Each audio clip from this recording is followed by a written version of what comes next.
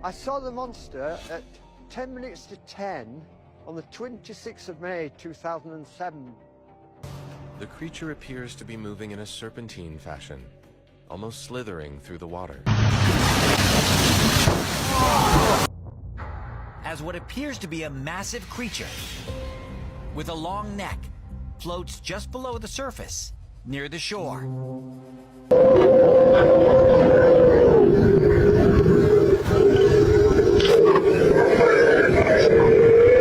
Locals asking if this is Alaska's own version of the Loch Ness Monster, the much talked about China Chomper.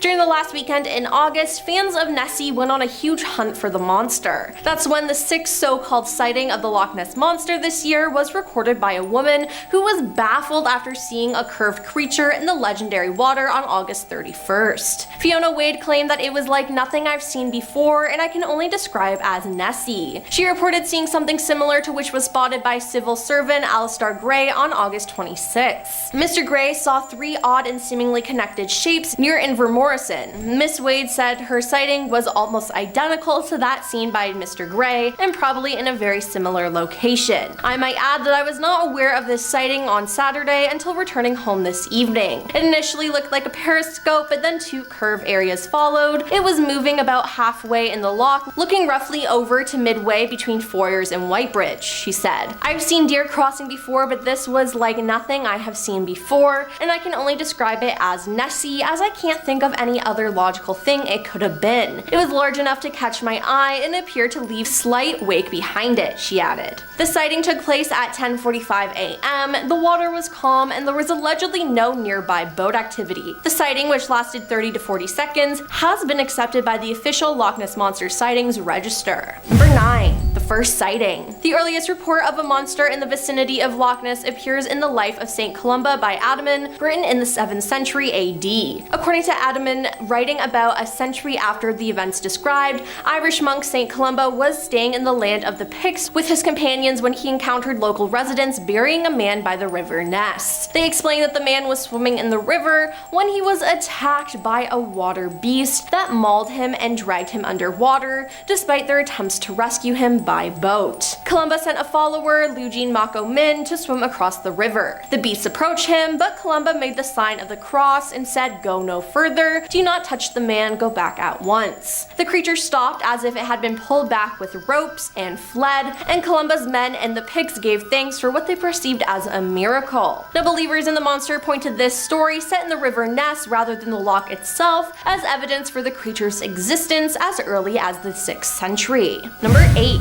Aldi McKay. The best known article that first attracted a great deal of attention about the creature was published on May 2nd, 1933 in the Invervest Courier about a large beast or whale-like fish. The article by Alex Campbell, water bailiff for Loch Ness and part-time journalist, discussed a sighting by Aldi McKay of an enormous creature with the body of a whale rolling in the water in the loch while she and her husband John were driving on the A82 April 15, 1993. Now, the Courier in 2017 published excerpts from the Campbell article, which has been titled "Strange Spectacle in Loch Ness." The creature disported itself, rolling and plunging for fully a minute, its body resembling that of a whale, and the water cascading and churning like a simmering cauldron. Soon, however, it disappeared in boiling mass of foam. Both onlookers confessed that there was something uncanny about the whole thing, for they realized that there was no ordinary Dizen in the depths because, apart from its enormous size, the beast, in taking the final plunge, sent out waves that were big enough to have been caused by a passing steamer. Number 7.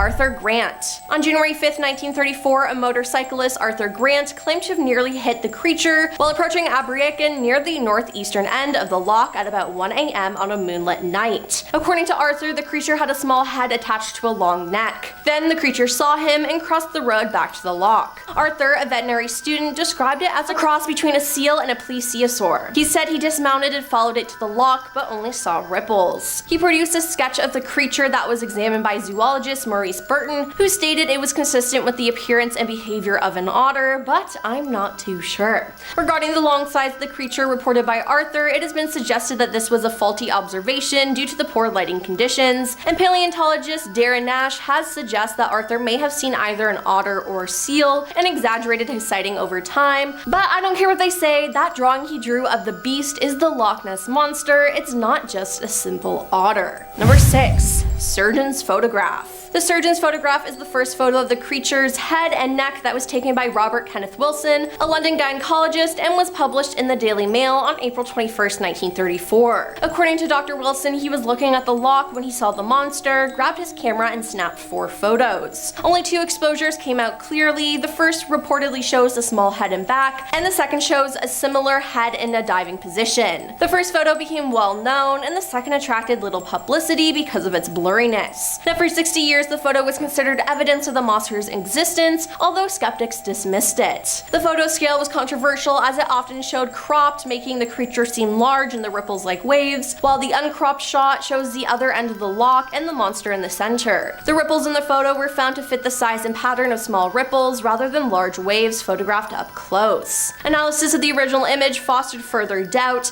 and in 1993 the makers of the Discovery Communications documentary Loch Ness Discovered analyzed the uncropped image and found a white object visible in every version of the photo, implying that it was on the negative. An analysis of the full photo indicated that the object was small, about 2 to 3 feet long, but I don't know though, that just sounds like a cover up to me. Number 5. Dinsdale film. Aeronautical engineer Tim Dinsdale filmed a hump that left a wake crossing Loch Ness in 1960. Tim, who reportedly had the sighting on his final day of search, described the creature as reddish with blotches on its side. He said that when he mounted his camera, the object began to move, and he shot 40 feet of film. According to Jarek, the object was probably animate, and others were skeptical, saying that the bump cannot be ruled out as being a boat. In 1993, Discovery Communications produced the documentary, again Loch Ness Discovered, with a digital enhancement of the Dinsdale film. A person who enhanced the film noticed a shadow in the negative that was not obvious in the developed film. By enhancing and overlaying frames, he found what appeared to be a rear body of a creature underwater. Before I saw the film, I thought the Loch Ness Monster was a load of rubbish. Having done enhancement, I'm not too sure, they said. Number 4. George Edwards photograph. On August 3rd, 2012, skipper George Edwards claimed a photo he took on November 2nd, 2011 shows Nessie. George claims that he had searched for the monster for 26 years and reportedly spent 60 hours per week on the loch aboard his boat, Nessie Hunter IV, taking tourists for rides on the lake. He said, "In my opinion, it probably looks kind of like a manatee, but not a mammal. When people see 3 humps, they're probably just seeing 3 separate monsters." Other researchers have questioned the photograph's authenticity, and Loch Ness researcher Steve Feldman suggests that the object in the water is a fiberglass hump used in the National Geographic Channel documentary in which George had participated. Now, researcher Dick Rayner said George told him he had faked a photograph in 1986 that he claimed was genuine in the Nat Geo documentary. Although he admitted in October 2013 that his 2011 photo was a hoax, he insisted that the 1986 photo was genuine. Number 3. David Elder video. On August 27th, 2013, tourist David Elder presented a 5-minute video of a mysterious wave in the loch. According to David, the wave was produced by a 15-foot solid black object just under the surface of the water. Now, David from East Kilbride, South Lanarkshire, was taking a picture of a swan in the Fort Augustus Pier on the southwestern end of the loch when he captured the movement. He said the water was very still at the time and there were no ripples coming off the waves and no other activity on the water. Skeptics suggest that the wave may have been caused by a wind gust, but I'd like to think that it was Nessie. Number 2. Peter McNab. On July 29th, 1955, Peter McNab took a photograph at Urquhart Castle that depicted 2 long black humps in the water. The photograph was not made public until it appeared on Constant White's 1957 book on the subject of the Loch Ness Monster, and on October 23rd, 1958, it was published by the Weekly Scotsman. Author Ronald Binns wrote the phenomenon which McNab photographed could easily be a wave effect resulting in 3 trawlers traveling closely together up the loch. Other researchers considered the photograph a hoax, and Roy McCall requested to use the photograph in his 1976 book. He received an original negative from McNab, but discovered it was different from the photograph that appeared in White's book. The tree at the bottom left in White's was missing from the negative,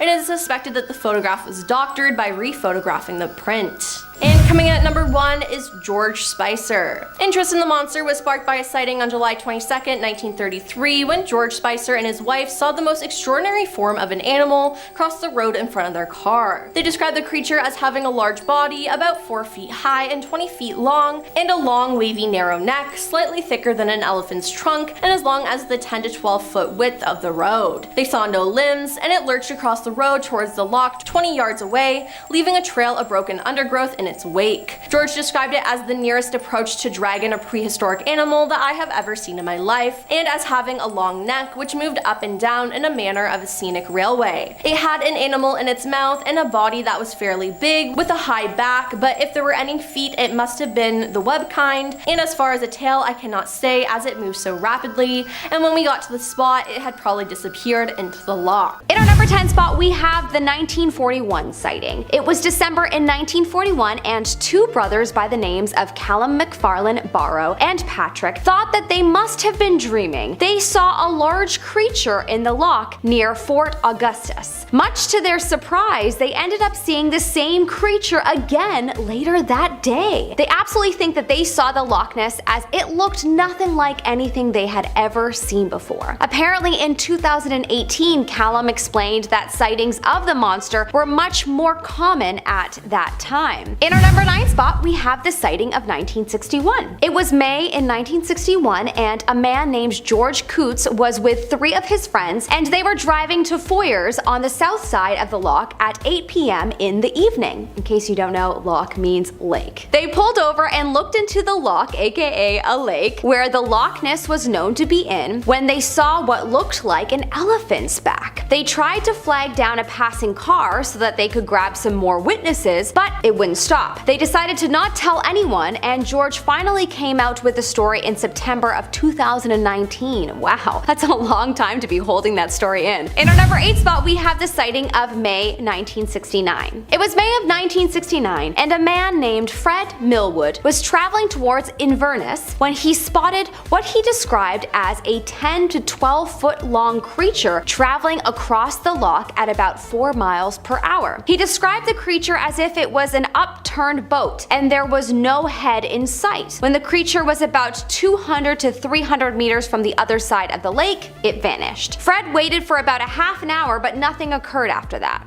Ah, too bad. Poor Fred. In our number 7 spot, we have the sighting of October 1969. In October of 1969, 2 men by the names of Peter Mackenzie and his uncle, Peter, were out fishing in a small boat at the north side of the loch. While fishing, they experienced 2 sightings of Old Nessie. The first time it appeared, they saw something under the water that was coming at them like a speedboat from the direction of the Clansman Hotel. They then realized that it was definitely not an underwater boat, and its shape appeared much different before it disappeared. Then it resurfaced and headed for the middle of the lake where they were able to see it in profile. Peter described it as if it had the color and shape of an elephant. It then disappeared under the water and their boat was rocked so hard by the waves from it. In our number 6 spot, we have July 1987. In July of 1987, Aaron O. Fodhagen was visiting from Ireland and riding the bus on an overcast but windy day. Aaron says that as they were coming up to Ivor Morriston, she was looking out into the lake from the bus and saw what looked like a giant boulder in the middle of the lake. She said that she knew that there were no boulders in the lake as it's a glacial lake and the sides go straight down. She reported and is quoted as saying, "The object was brown in color and the swell of the waves only came up halfway on the object, so I estimated that it was at least 5 feet out of the water. The length looked more than the height, maybe 5 to 8 feet long. I could not say it was moving as the bus was moving. I got the impression it was stationary. I watched the object for less than 2 minutes, but it felt like eternity. That was the effect it had on me.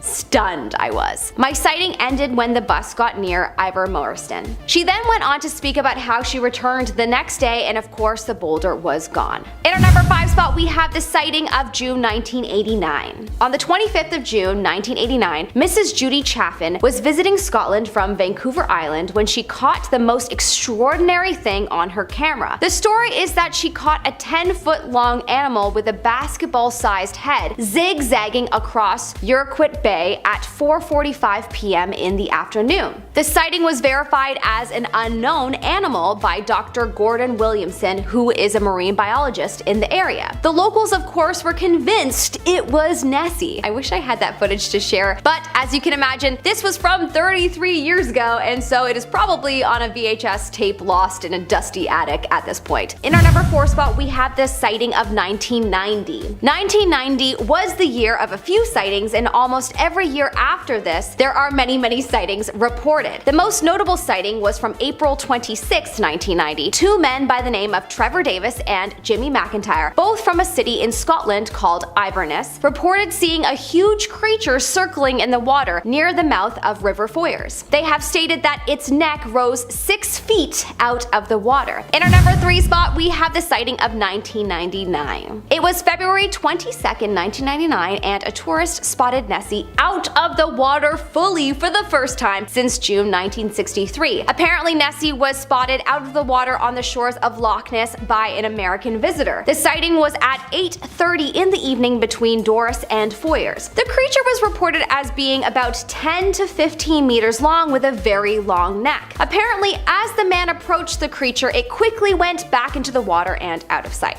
Wow. I truly wonder how these sightings are verified, as it's always possible that this man was, on an illicit drug, or that maybe he just wanted some attention, but then it's also possible that he could have actually witnessed an ancient creature that seemingly picks and chooses who it reveals itself to. In our number 2 spot, we have the sighting of March 17th, 2021. This sighting comes equipped with a video, so I'm gonna let you decide on this one. This is a video from a farm looking upon the loch on March 17th, 2021. A St. Patrick's Day sighting. In this video, you clearly see a dark shadow pop up in the water, and you watch it move across the lake. As it perhaps turns to the side, we get quite the profile shot of it, and it appears to be long. Now, this is a lake. There are no long or big sharks in this lake, so this is quite a notable sighting. Whether the shadow is a large dark fish is debatable, because it is quite long at one point, and it is quite a dark shadow. Does that look like a fish to you? Would love to know your thoughts in the comment section below. In our number 1 spot, we have the October 19th, 2021 sighting. On October 19th, 2021, not too long ago, Erin Fagan captured something extraordinary on her webcam. She's a bit of a veteran when it comes to filming Nessie, and has a YouTube channel with a variety of recordings that she's made. Quite a lot of them leave you thinking, what is that? This one in particular is one of them. In this video, you see an extremely long and dark something in the lake, and towards the end of the video, you see it go deeper into the water, and then when a boat starts to come into view in the lake, the creature completely disappears. The creature looked to be at least a couple of feet or more. The video is so interesting, and I hate that it's not more clear. Number 10. Very recently, in September of 2022, for those of you watching from the future, which, by the way, how's it going there? If you're watching this in the future, let me know in the comments. Anyway, in September, prominent paranormal scientist and Nessie expert Ron Halliday gave an interview to The Mirror, where he stated his belief that the Loch Ness Monster is from a parallel universe that we just may not be able to perceive. I'll be talking about the insane physics of parallel universes in a little bit, so stick around for that if you want to see me totally nerd out. He stated that many of the sightings and her disappearance thereafter may be explained by certain people being more psychically sensitive and picking up on things that are existing in multiple universes at once, or even something from the past. He went on to say that some people may even walk through portals to another dimension without realizing it, and that is where they may have seen the Loch Ness Monster and other cryptids. With so many sightings across hundreds of years, it's beginning to seem more and more likely that she can actually travel through time and space, and may be a being from another dimension. But the discussion of portals actually brings us to our number 9, the Upside Down. One of the many ways that parallel universes are often theorized as operating is that they exist at the same time as ours, but with very minor differences, running next to each other like the branches of a tree. However, this is not the only theory. Scientists are now discovering that there may actually be an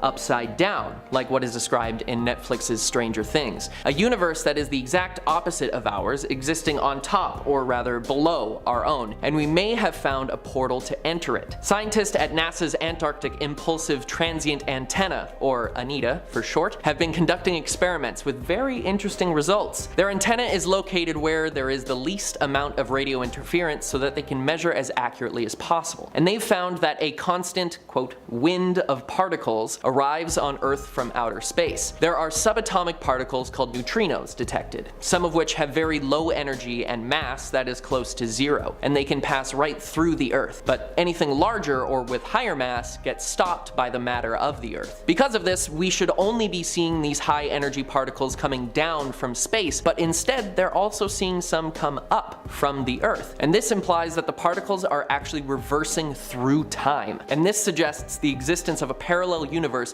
where time runs backwards and the world exists in opposition with itself. It would have been created at the same time as the Big Bang, with one universe running forward through time and one backwards. After all, every action has an equal and opposite reaction, right? Very interesting stuff. And maybe that's where Nessie exists, you know, traveling forward and backward through time, and that's why sightings have dwindled over the years, and we may have just found a way to enter it. Number 8, mirror dimension. Now before I tell you about this next one, give this video a like if you're enjoying it so far. It really helps us out. Now without spoiling anything for you, in Stranger Things, one of the ways to access the Upside Down is through portals, some of which exist in water, and scientists may have found one on the sea floor. And I think that if another one of these exists in Loch Ness, we may have found our answer on where Nessie goes when no one is watching. About 2 kilometers below the ocean's surface in the Gulf of California, marine researchers have been conducting experiments and collecting data from microbes on the sea floor. Way down below, they discovered something incredible, a mirror pool, where on the bottoms and inside of fissures of some rocks there are microbes that move in very strange ways and create a perfect reflection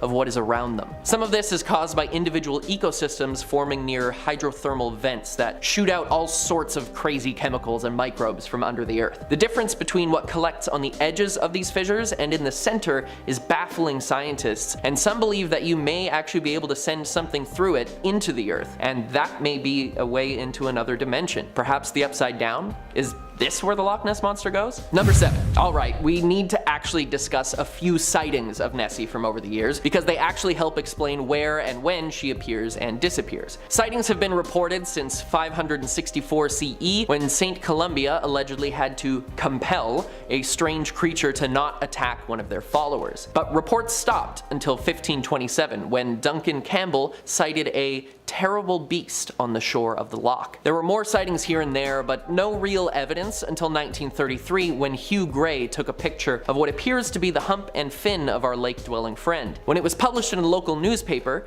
it was accompanied by a note from Kodak, the film company, who stated that the negatives had not been altered in any way. It's strange that all of the pictures of Nessie and other cryptids are so blurry and far away, especially since we all have 4K cameras in our pockets now. But maybe she's just smarter than we think, or she can only appear on film and not digital, or perhaps she really does fade into another dimension. But there is a live camera set up on Loch Ness if you want to watch out for her yourself. Number 6, drop in reports. For the 90 years that Loch Ness Monster sightings have been recorded, there were always multiple sightings yearly, and even if some of them turned out to be a hoax, there were still reports. But 2013 was the first year that there were no sightings at all. This came after a string of years with declining numbers of sightings, so it seems a trend was forming, and she had decided to spend less and less time on our plane of existence. But since 2013, reports have skyrocketed, increasing every year to nearly 20 in each of the past few years. Some of this is because of the webcam system that's been set up, combined with the stay-at-home isolation of the past few years. More people are on the lookout, and more sightings have happened. Strange wakes occur in the water, humps are spotted rising out, and strange movements on the shore are just some of the things captured on the webcam. Number 5, prehistoric evidence. Now, one of the main theories about what Nessie may be is that she's actually a form of plesiosaur, a sea-dwelling dinosaur that supposedly went extinct about 66 million years ago, along with the rest of the dinosaurs. These were characterized as carnivorous creatures with 4 fins,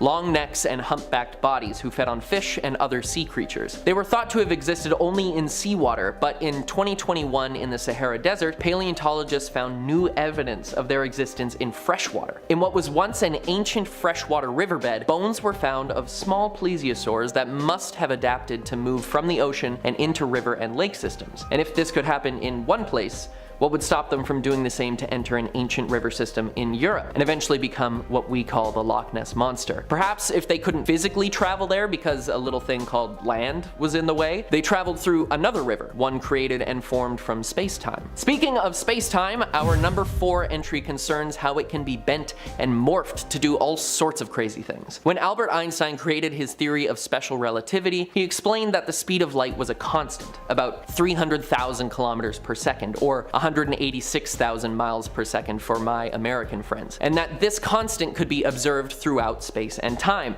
But the only way that this could be constant between the two simultaneously is if space and time were linked. So, as someone in a rocket approaches the speed of light, they would perceive time to be slower and the lengths of objects to be shorter, compared to someone moving at a much slower speed. So in theory, if you could find a way to bend space-time, either through some advanced technology or perhaps some mystical energy, you could travel incredible distances or through time near instantly. Along with this, the existence of dark matter, which is a strange form of matter that is invisible, yet incredibly dense and makes up 5 times more of the universe than normal matter does. It can actually bend gravity and space-time around itself. Is there a large pocket of dark matter in Loch Ness that allows Nessie to bend space around it and move to another time? Perhaps she is actually a dinosaur from the past, unwittingly traveling around and trying to find her way home. Number 3, the Mandela effect. I'm sure many of you have heard of the Mandela effect, but I'll give a brief summary. Essentially, it's a phenomenon of mass misremembering of events, such as the one where it got its name, where before his death in 2013, many people remembered Nelson Mandela having already died in the 1980s. There are countless examples of these collective memory lapses, like Looney Tunes being spelled with O's instead of a U, the Monopoly Man having a monocle, or other small changes in our reality, a glitch in the Matrix, if you will. Lots of people think these changes in their memory prove the existence of many parallel universes where each small change creates an entirely new universe, and maybe that's where Nessie exists, as a collective memory from another universe that we no longer reside in. But the theory of multiple universes existing at once is not the one that I find the most plausible. Number 2, the Big Bounce. Now, this is personally one of my favorite things to talk about when it comes to theoretical physics, which doesn't sound exciting, I know, but I promise you it's really cool. When the universe was created in the Big Bang, all the particles and energy of the universe were shot out into empty space from a singular point at incredible speeds. This theory suggests that as the universe expands, space-time and gravity will both be pulling against it as it expands, eventually reaching a point of equilibrium in a few billion years. And when this happens, one of 2 things will occur. Either the universe will continue to expand and tear space-time, causing the eventual death of the universe, or what I find to be more likely is the forces pulling against the universe will draw it all the way back inwards down to a single point, only to bounce off again, creating another Big Bang and expanding. This is how parallel universes may function, not because there are many existing at once, but because this universe has and will continue to exist an infinite number of times, expanding and contracting, having minor differences each time. This is where Nessie could come into this, because perhaps she existed in one version of this universe, but not another, and some people are only seeing the echoes of where she once was. I think that the number 1 spot on this list of evidence may actually be the sheer lack of evidence. Now, I know this may be contradictory and not particularly good science, but we're talking about a mythological beast here, so we need to take it a little easy on our expectations. While there have been so many sightings, images captured, and even sounds recorded of the monster, no one has captured it well enough on film or gotten close enough to call it true evidence. Scientists have used sonar, radar, trawled the bottom of the lake, and performed all sorts of experiments to see if it exists and found nothing. Yet there are still so many reports that come up each year, and some of them are pretty convincing, and it makes me wonder if Nessie is smarter than we think. Perhaps even a being of greater intelligence that outwits us and moves between universes, baffling humans in each of them, just for a good time. With so many sightings but so little solid evidence, the Loch Ness Monster truly remains a mystery, and it may just be one that's bigger than we ever imagined. Look at this diver being stalked by a tiger shark. The tiger shark is one of the most dangerous deep-sea predators out there. It's known for its aggressiveness and the fact that it'll eat pretty much anything it can catch, from fish to sea turtles to even garbage. They're often called the garbage cans of the sea because of how indiscriminate their eating habits are. Tiger sharks can grow up to 18 feet long, and their jaws are packed with serrated teeth, perfect for slicing through tough materials like turtle shells. They've been known to attack humans, but their bites are usually just curious nibbles. Even so, they're big, they're powerful. If one got it in its head that it wanted to try tearing you apart, it absolutely could. So it's not a good idea to mess with one. In terms of habitat, tiger sharks are found in tropical and subtropical waters, often in deeper spots where there's plenty of food around. Mantis shrimp are absolutely terrifying little creatures, even though they're not that big. These crustaceans have one of the fastest and most powerful strikes in the animal kingdom. Footage of their punches needs to be slowed down in order to truly appreciate. Their limbs are capable of moving at speeds of 50 miles per hour, faster than a bullet leaving a firearm. They can smash open shells, break glass, they can knock fish unconscious or just kill them in an instant. In some cases, their strikes are so powerful they can create shock waves in the water. And it sounds like I'm making this part up, but the punch from a mantis shrimp can even generate light, creating this flash so intense that it can stun smaller prey. So yeah, they don't look all that intimidating. They're small, and they're also shrimp, but these are incredibly dangerous hunters. They can take out much larger and stronger animals with their anime-level power blows. Lizardfish, as you can probably tell, are not the cutest looking animal. They're known for having a pretty nightmarish predatory appearance with sharp teeth and eerie lizard-like faces. These creatures are built for hunting in the deep, dark waters where there's barely any light and food can be tough to find. Lizardfish are experts at lurking on the ocean floor, blending in so well that unsuspecting fish don't usually see them coming. With their long, sharp teeth, they're great at grabbing and holding on to any prey that gets too close. They can grow up to around 3 feet long, and while sure they may not be the largest predators, their aggressiveness and lightning-fast attacks makes them pretty threatening. They're also known for their viciousness, tearing into their prey with a speed that's hard to see in real time. Look at this huge hammerhead swing right up to a beach. Lucky no one was in the water when this guy showed up. Hammerhead sharks might look a little strange with their wide T-shaped heads, but make no mistake, they're incredibly efficient predators. That bizarre head shape they have gives them a full 360-degree view of their surroundings, and you probably don't need me to tell you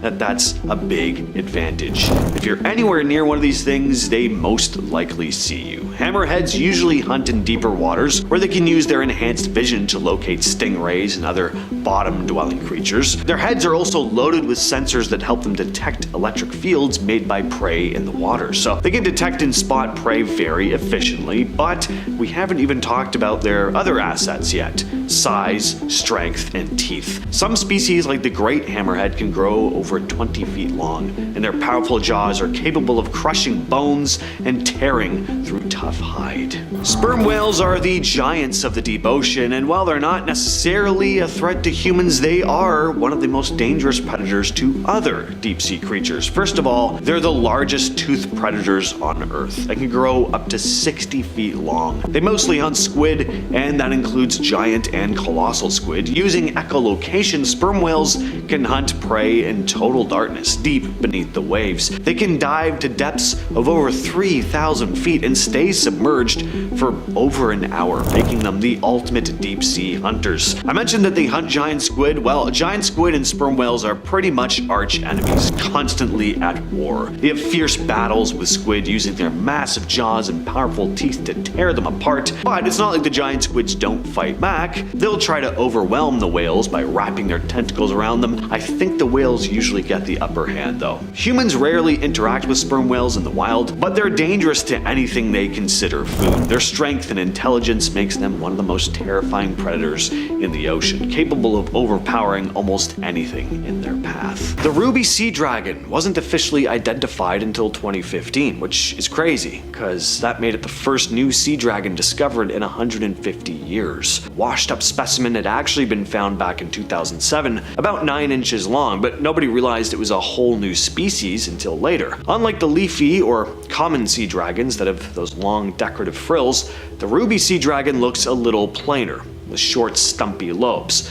The name comes from its color, obviously bright red. Scientists think that's not just for show. In deeper water, red light, it disappears fast, which actually makes red animals harder to see, so it works kind of like camouflage. That explains why these guys managed to stay hidden for so long. Plus, they live deeper than most divers can safely go, which meant no one had ever filmed one alive until 2016. That year, researchers used a remote underwater camera up the coast of Western Australia and finally caught one on video. And the footage was published in 2017. One of the weirdest parts of this animal is its tail. Unlike other sea dragons, the ruby sea dragon has a prehensile tail. Basically, it can grab onto things like a chameleon does. Last year, a team of international scientists just blew the lid off one of the most unexplored areas of the ocean. During a Schmidt Ocean Institute expedition to the Salas Wygomas Ridge, a remote range of underwater mountains stretching from Chile to Rapa Nui, they discovered 160 species that hadn't been recorded in the region before, and they think at least 50 of those might be completely new to science. This campaign found between 50 and 60 potentially new species at first sight, a number that is likely to increase, as we have many samples to work on in the laboratory, said one of the lead researchers from the Barcelona Supercomputing Center. The team documented everything from deep-sea corals and sponges to squids, crabs, and fish. The 40-day expedition included 25 scientists from 5 countries, plus the first Rapa Nui marine biologist, Emilia Ra'apalmatuki. Plesiosaur is one of those creatures everyone's been, of course told is long gone, but stories about it keep popping up. For over 100 years, people have claimed to see long-necked flippered animals in lakes and oceans all over the world. Loch Ness in Scotland, Lake Champlain in Vermont, even up the coast of Japan, and we're not talking about tourists who just want a good story, not always anyway. Some seasoned sailors and fishermen will also swear they saw something out there. Probably the wildest case was in 1977 when a Japanese fishing boat pulled up this decaying carcass near New Zealand. The thing had a long neck, flippers, and looked eerily like a plesiosaur. Scientists just said it was a decomposing basking shark. Others weren't so sure. The resemblance was just a little too on the nose. This is a megamouth shark that was spotted off Indonesia. This species is very rarely seen. People didn't even know it existed until 1976. They can grow up to 18 feet long and feed by filtering plankton through their huge mouths. Megamouths live so deep that almost all footage of them comes from deep-sea submersibles, or accidentally they get caught in fishing nets. The megamouth shark was discovered totally by accident in 1976. Unlike most sharks that chase and bite, the megamouth just cruises along with its mouth open, scooping up tiny plankton and jellyfish, almost like a whale. It's such a strange way to feed for a shark, and again, no one had ever seen one until a random encounter with a US Navy ship's anchor line, and since then, only a handful have ever been spotted. About 6 years ago, Ocean X managed something that had never been done before. They tagged this blunt-nosed six-gill shark straight from a submersible, no bringing it to the surface first. Now, these sharks are living fossils. They've been around long before most dinosaurs existed, and they barely ever show up on camera. So this footage you're looking at here is almost like catching a glimpse of what the deep waters of Earth looked like hundreds of millions of years ago.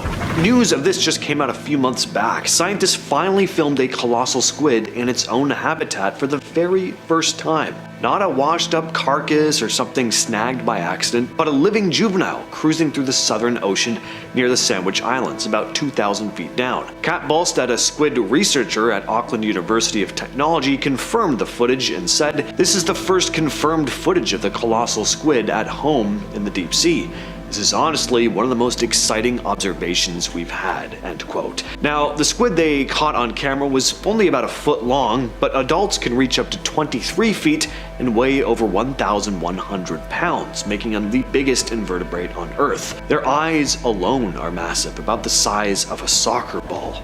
Squid expert Aaron Evans actually said he started hyperventilating when he saw the footage come through. For good reason too. Most of what we know about colossal squid comes from dead ones, pulled up by fishing nets or from pieces found inside sperm whale stomachs. Kat Ballstead explained why they've been so elusive, saying they know we're there long before we know they're there. They are actively avoiding us. This is a photograph of a coelacanth taken in Indonesia for the first time. This is the Indonesian coelacanth, a species scientists believed had gone extinct for 70 million years. Marine biologist Alexis Chapuis spotted it while diving in the Malacca archipelago about 475 feet below the surface. Back in 1938, a coelacanth was pulled up in a fishing net off South Africa, and it was described as one of the biggest natural history discoveries of the 20th century. Since then, sightings have been rare. In 2013, Laurent Balesta managed to photograph wild coelacanths in Sodwana Bay, South Africa, but that was the other known species. The Indonesian coelacanth is different. Researchers are keeping the exact dive location secret for now because the fish are so sensitive to changes in their environment. They don't want people flocking to the area to try and spot one themselves, let alone trying to haul them out of the water. In 2015, researchers studying underwater volcanoes near the Solomon Islands ended up filming something they weren't even looking for: a massive shark that wasn't supposed to be there. Brandon Phillips, a PhD student at the University of Rhode Island, had been dropping baited cameras, called drop cams, into the deep sea to check out life near an active volcano called Cavachi.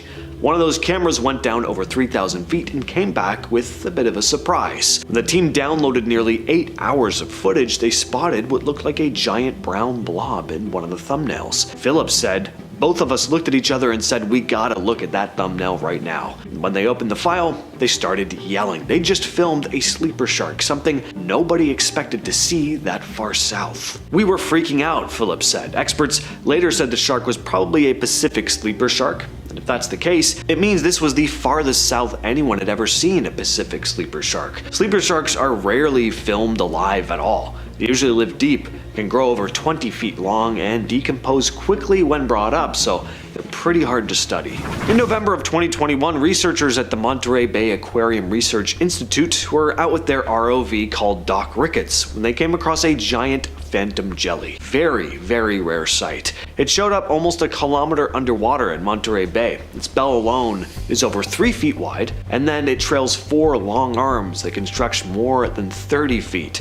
It's massive. Now, MBARI has done thousands of dives. They've only ever spotted this jelly a small handful of times. In fact, since the species was first collected back in 1899, there have maybe been 100 confirmed encounters worldwide. It seems to live all over the planet, in every ocean except the Arctic, but because it lives so deep down, it basically stays hidden from us. Before we had high-tech cameras, scientists tried to study creatures like this using trawl nets. That worked for fish and squid, but with jellies, it was basically useless. They just turn into mush. Now with ROVs shooting high definition, even 4K video, we're finally seeing the phantom jelly the way it actually looks in its natural habitat. Back in 2000, Monterey Bay Aquarium Research Institute's ROV Tiburon was out exploring the deep off Monterey Bay when researchers saw something they couldn't really place. Nobody knew what to call it, so they just nicknamed it the mystery mollusk. Over the next 20 years, MBARI kept spotting it more than 150 times, and finally, after a lot of work in the lab, they confirmed it's actually a brand new kind of sea slug called this. And this thing lives in the midnight zone, thousands of feet down. Unlike most sea slugs that crawl on the seafloor, this one kind of swims in open water. To eat, it uses that giant hood-like thing on its head, almost like a Venus flytrap, snapping it shut on its tiny prey. It's also bioluminescent. Researchers even saw it detach one glowing finger-type thing from its tail as a decoy to confuse predators. When we first filmed it glowing with the ROV, everyone in the control room let out a loud "ooh" at the same time, said scientist Stephen Haddock. DNA tests also showed that it's so different from other sea slugs, it's enough to get its own separate group in the sea slug family tree. As MBARI's Bruce Robinson put it, "Our discovery is a new piece of the puzzle that can help better understand the largest habitat on Earth." How's this for an animal name? The night-armored catfish.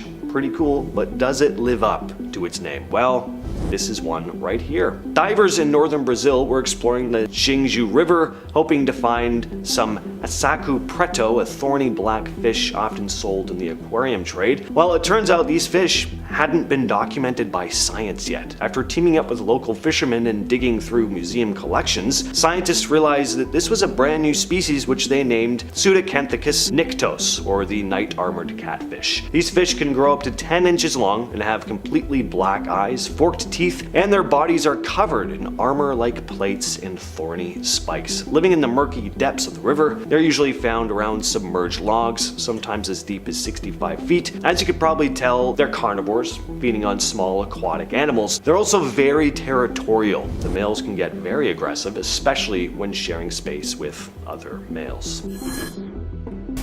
Off the coast of Belize, anglers unknowingly caught a new species of shark between 2016 and 2019. First they thought they'd just landed another hammerhead, but something about the shark's unique shovel-shaped heads made scientists take a closer look. And after analyzing the shark's body shape, skeleton, and DNA, researchers realized these were part of a completely new species, the shovelbill shark. These small sharks, measuring up to 3 feet 4 inches long, have these very unique, flat, shovel-looking heads. They're found in coastal waters, estuaries, coral reefs, and seagrass beds from Belize all the way to Brazil. They're often caught by anglers, and experts warn that they may already be highly threatened. As co-author of the study, Damian Chapman said, "It is tragic that we have only just recognized that this species exists, and we are already running against the clock to prevent its extinction." Yeah, that is very sad, especially because these sharks are kind of cute, you know? Off the coast of Saudi Arabia, researchers exploring coral reefs discovered this tiny, really upset-looking fish, and honestly, I think if I looked like this, I would also be in a pretty bad mood all the time. While diving in the Red Sea, they released clove oil into an underwater cave to sedate the fish inside, and a small dark red goby floated to the surface. At first, they weren't sure what species it was, and after several sightings and a few more catches, they figured out why. This was not a species they'd ever seen before. This little fish, only about half an inch long, had a severely curved mouth that gave it this sort of grumpy look. Researchers named it the grumpy dwarf goby because of this permanently unhappy looking facial expression. The fish is incredibly rare, with only 10 specimens found during extensive collections along the Saudi Arabian coast, said the researchers. They live in small caves, rocky overhangs, or crevices about 32 to 100 feet below the surface.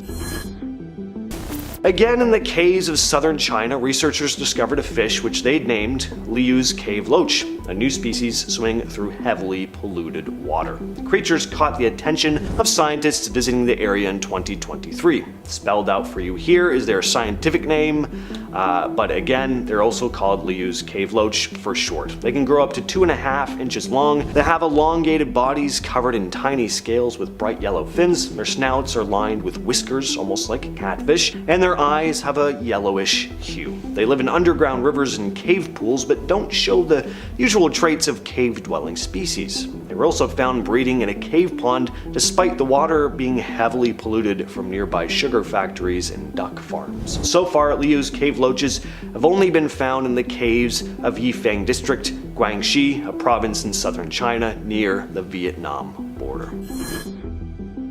Deep beneath the surface of the ocean, researchers have discovered 3 brand new species of sea stars living in some of the most remote and bizarre environments on Earth. The sea stars were found thousands of feet below the surface at methane seeps in underwater valleys using remote-controlled vehicles during surveys between 2003 and 2018. One of the new species showing up on screen in text right now because I don't have a week to learn how to pronounce that. Anyway, it was discovered off the coast of Costa Rica about 3,200 feet down. With flower-like patterns of small plates on its back, these creatures move along the seafloor using tube feet that extend down each arm. Another species, Chimonostella davidalani, also found in Costa Rica, looks similar but has thorny, elongated spines along the edge of its body. The third species, Chimonostella lorisae, has short spines covered in thick skin, and interestingly, all mature specimens looked identical.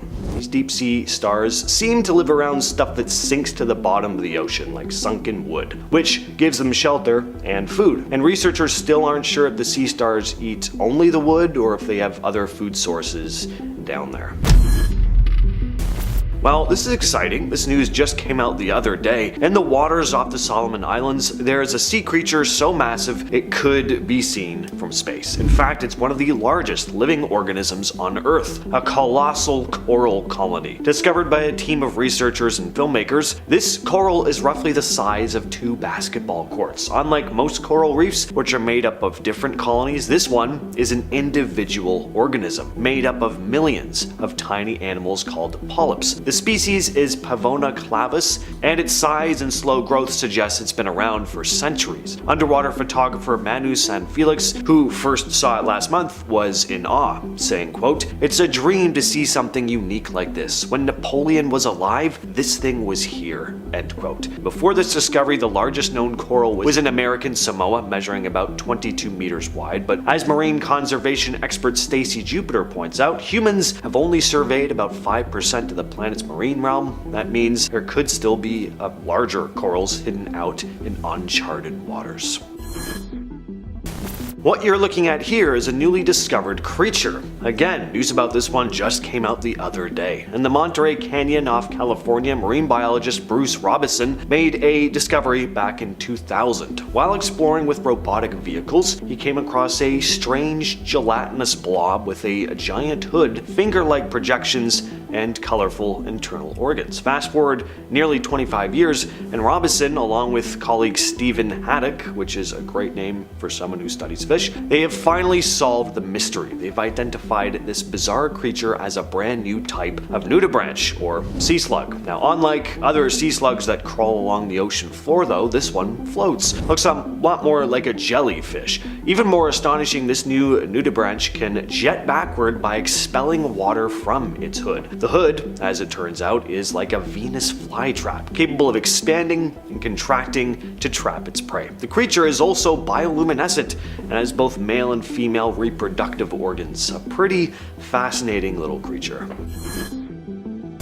These are recently discovered octopus species. Roughly 2 miles beneath the surface of the Pacific Ocean near Costa Rica, scientists found 4 brand new species of octopus during expeditions in June and December of last year. It all started when researchers spotted pink octopus hatchlings coming out from their eggs at a place known as El Dorado Hill. Jorge Cortez Nunez, a researcher from the University of Costa Rica, said it was unexpected to find so many species of octopus in a small area, first, and second, at 3,000 meters depth.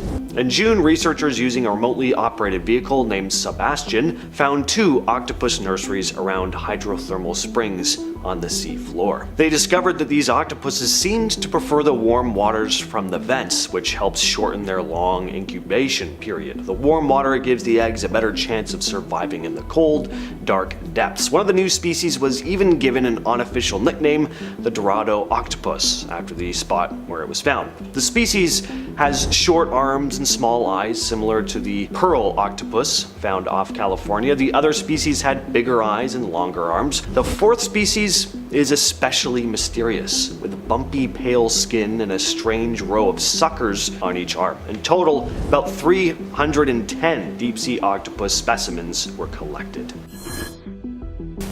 What you're looking at here is a recently discovered species of fish in China. You'll notice that it doesn't have eyes. They kind of look like raw chicken cutlets or something else that I can't really describe on here. And those dark patches that you see, those are its internal organs. Deep in an underground river in southern China, scientists found these blind pink fish with no eyes. They were swimming in the dark depths of a cave system in Guangxi when researchers first encountered them during surveys between 2019 and 2024. They were on the hunt for Chinese karst loaches, but quickly realized that this fish didn't match any known species. After studying it, the team confirmed that they had discovered a new species. This is the overly complicated scientific name on screen now, so I'll use the nickname Dachshund Chinese karst loach. These tiny fish are only about an inch long and have elongated bodies with no scales. They also have wide heads, narrow mouths, and whisker-like thingies on their heads, but again, no eyes. Researchers believe this species, like others in the area, lives in deep caves with underground rivers and is rarely seen by people. In November of last year, anglers off the coast of Pakistan reeled in a strange catch, a quote, torpedo-shaped predator with teeth on its tongue. At first they thought it was a regular fish, but researchers Sherkan Panwara and Imtiaz Kashani soon realized they'd actually found something new. And after examining these fish in the lab, they discovered not one, but two new species. The first was Ratchacentron blotchi, or the blotchy cobia. These predators are about 3 feet long, weigh around 8 pounds, and have small eyes, pointed snouts, and tiny teeth on their jaws, the roof of their mouths, and yes, even their tongues. Inside their stomachs, they found a mix of small fish, crustaceans, and cephalopods. Second species, Ratchacentron marquiensis, or the macron cobia, is smaller, about 2.5 feet long, and weighs about 6 pounds. It has a short, pointed head, small teeth, and a greenish coloring with a gray band running along its side. Its stomach contained mostly digested material and some crab parts. Sometimes marine life doesn't really care and will in fact attack your equipment. An extremely rare bioluminescence deep sea squid, known as the Dane octopus squid, was caught going in for a researcher's camera thinking it was food. The footage was caught with only being below by 1 kilometer down, and all that the crew was really aiming for was to observe the biodiversity of the seafloor. This squid is one of the largest known deep sea squids, with this specific one being 75 centimeters long, just under a meter, but can grow up to 7 feet in length. One of the scientists stated, "Descended on our camera assuming it was prey and tried to startle it with its huge bioluminescence headlights. It then proceeded to wrap its arms around one of our other cameras, which in turn captured the encounter in even greater detail. I think we were very lucky to have witnessed this." This squid is not only popular for its size, but rather the photophores it produces, making it the largest light source known to be in the sea as of right now. Truly beautiful, yet terrifying at the same time. This video was taken in the Gulf of Mexico with an ROV, a remotely operated vehicle that most underwater explorers used when they're exploring the deep blue sea. It's a little grainy, but we can still make out some sort of jellyfish-like creature making a very creepy appearance. I'm not sure what the researchers were doing in this video with the box, but as they pull away, some crazy looking tentacle creature makes its way over to it in a rather aggressive manner. If it is a jellyfish, it's definitely not one I've ever seen before.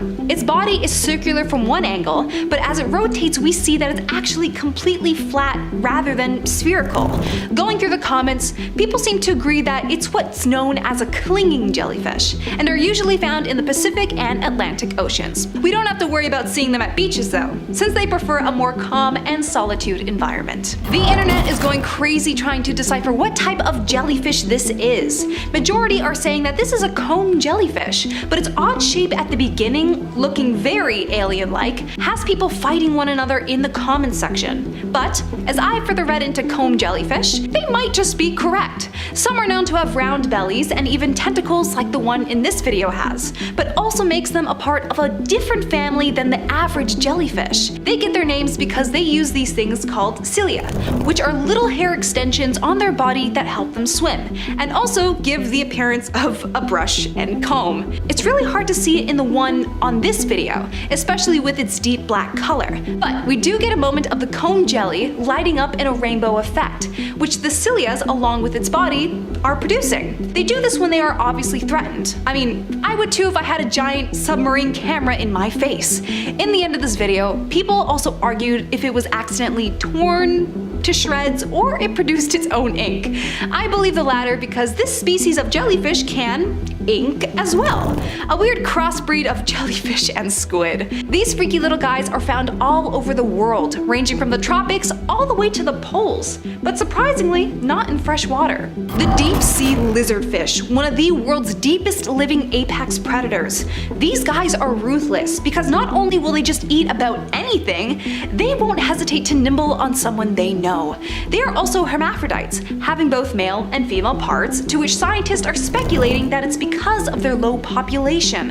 However, when they do breed, they seem to have a maximum cap at how many they will produce, keeping just enough to have the species thrive, but not over the top to where finding food becomes an issue. Interesting. There really isn't that much known about these fish, as they just typically like to hang around on the ocean floors, going as far deep as 3,500 meters.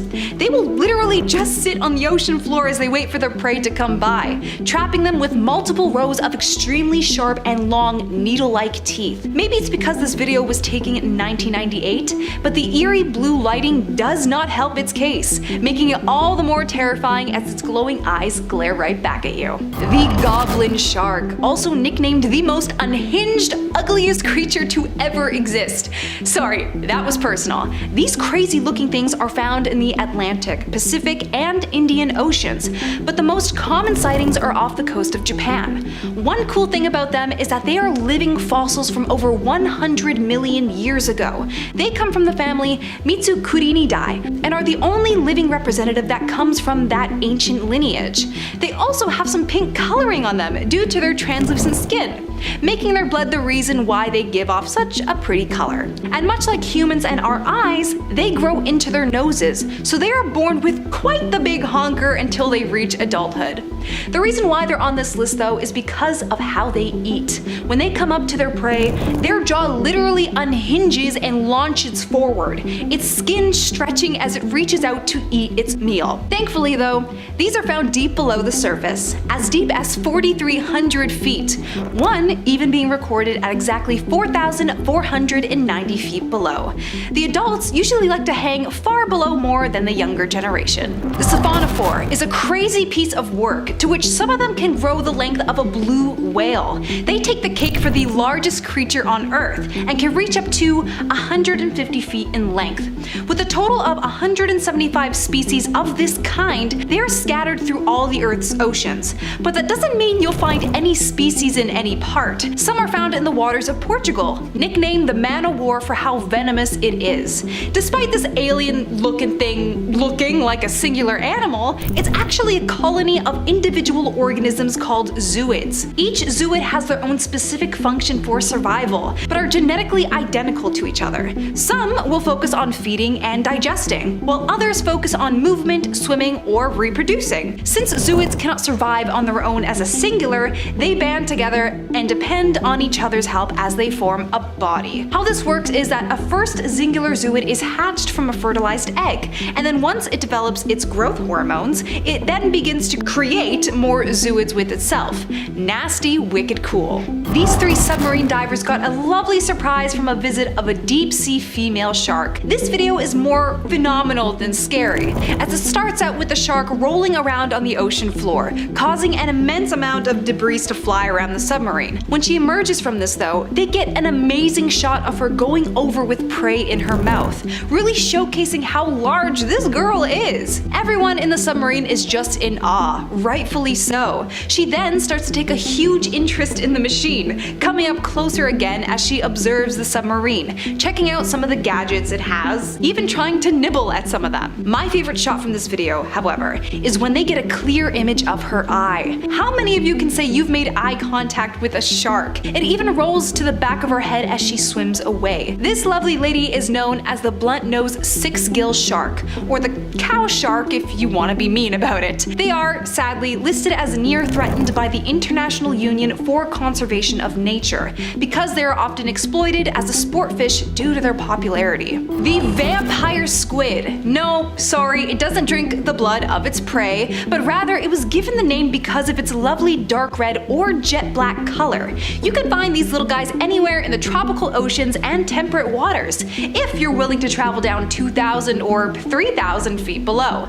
Despite only being able to grow up to 12 inches in length, these guys can projectile themselves the length of 2 bodies per second by spraying a jet of water through their mantle.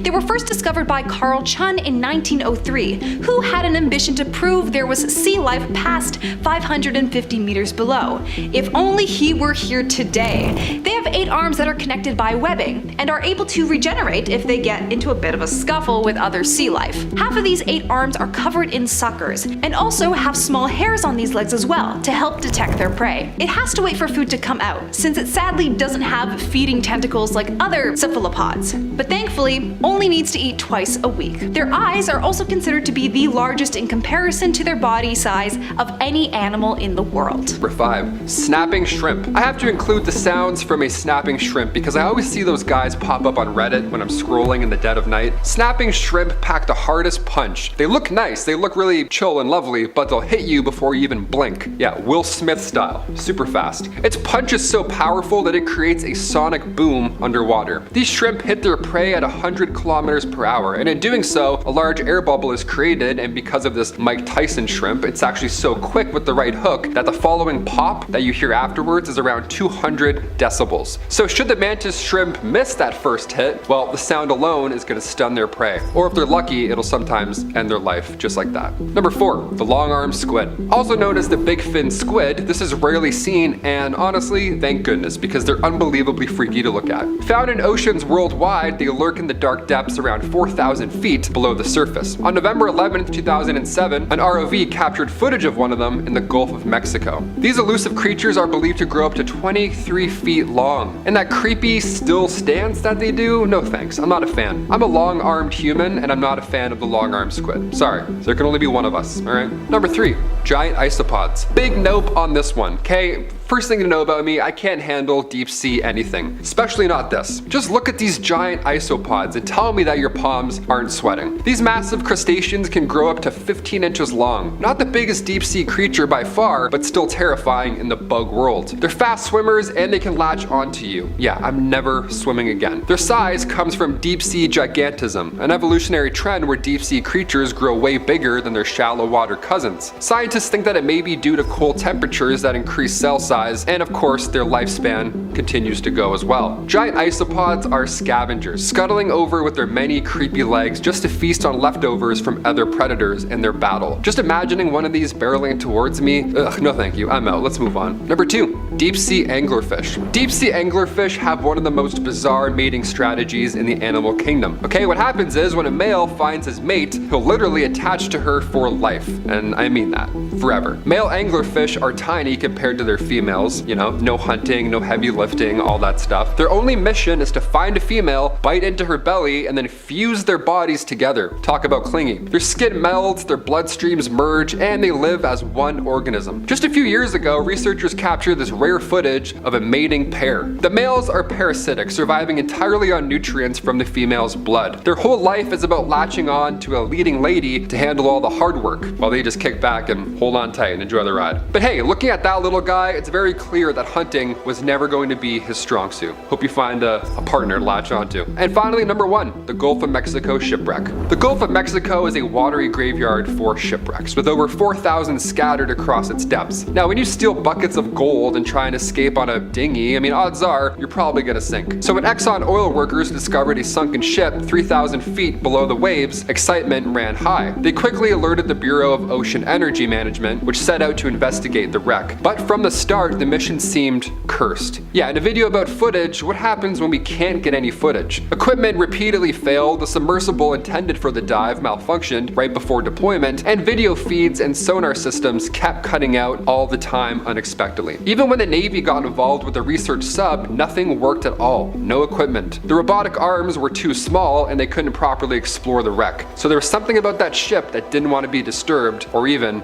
filmed. Number 10, fangtooth. With a name like fangtooth, you know this deep sea predator means business. Discovered by the brilliant team at the Monterey Bay Aquarium Research Institute, or MBARI for short, they're the go-to crew for these mind-blowing deep sea finds. These fish haunt the inky depths of the Mariana Trench, often lurking around 1,700 feet below the surface, so you don't have to worry about bumping into them anytime soon. Honestly, let's just hope that they stay down there. That's the main goal here. Their name comes from their most defining feature, their massive teeth. In fact, their teeth are the largest in proportion proportion to body size of any fish in the ocean. They're so big that fangtooths have special pockets in the roofs of their mouths just to store them. Yeah, they have stored goods, and it's their teeth. This allows their jaws to actually be able to close. Described by Mbari researchers as having a face only a mother could love, harsh but fair, the fangtooth compensates for its poor eyesight with a unique hunting style. See, instead of stalking its prey, it senses vibrations in the water, blindly bumping into its next meal. Yeah, this thing fights like Daredevil. And with those chompers, who needs precision? Let's be honest. Number 9.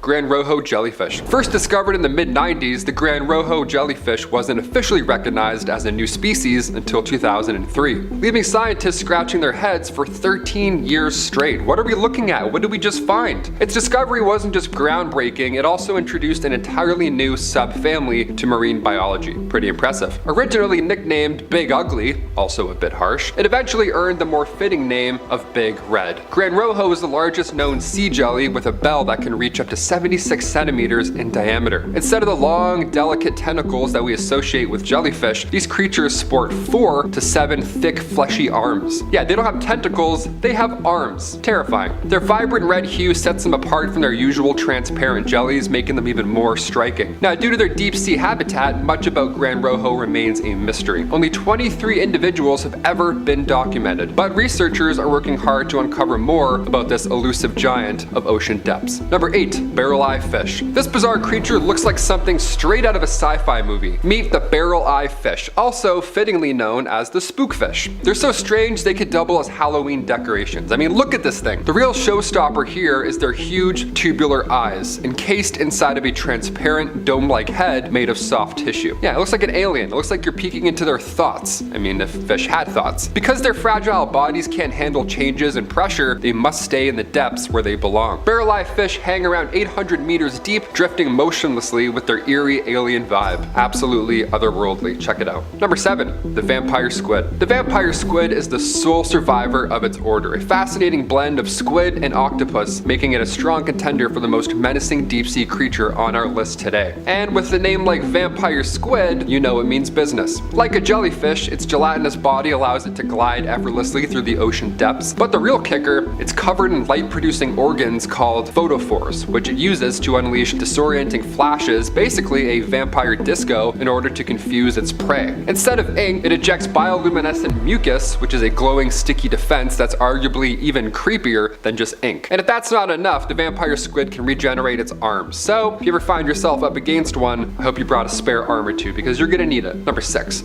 Predatory tunicate. The predatory tunicate is like the Venus flytrap of the deep seas, and it's just as eerie to watch. These unique creatures start life swimming like tadpoles until they find the perfect spot along a canyon wall or a seafloor. Once settled in, they use a natural adhesive to anchor themselves and undergo a dramatic transformation, staying in place for the rest of their lives. Yeah, they're picky about their home, needing the right water chemistry and temperature to, well, allow them to survive. If moved, well, they won't be able to stay alive anymore. So if you see it, hands off, okay? These tunicates patiently wait for food to drift by, snapping their mouths shut like a Venus flytrap when a meal comes along. Interestingly, they're also studied for their potential in treating serious medical conditions. Yeah, it's like, it could solve a lot of problems, but we can't touch it, so, Barracudas might not be as large as some of the other predators on this list, but they make up for it with lightning speed and sheer aggression. They're known for their fearsome, sharp teeth, and they're some of the fastest fish in the ocean, able to reach speeds of up to 36 miles per hour. Barracudas are solitary hunters, and they don't hesitate to attack when they see prey. They're often found in deeper waters, where their speed and stealth allows them to ambush fish and smaller marine creatures. Barracuda's sleek, streamlined body is built for these quick strikes, and when they attack, they're usually just this blur